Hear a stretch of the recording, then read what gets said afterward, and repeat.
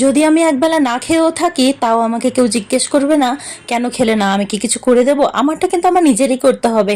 বা হাতে যদি টাকা পয়সা না থাকে তবুও আমাকে কেউ কটা টাকা দিয়ে সাহায্য করবে না, অবশ্যই উধার দেবে, তাও আবার সময় সুযোগ বুঝে।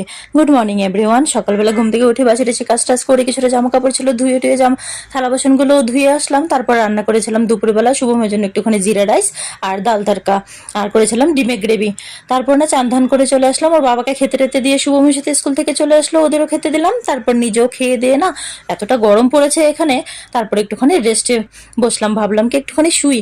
তো একটুখানি গড়াগড়ি খেতেই ভাবলাম যে ছেলে মেয়েরা আবার খিদে পেয়ে গেছে নাকি, কেউ কেউ অনেকক্ষণ আগে খেয়েছিল, তো ওরাও বসেছিল পড়তে।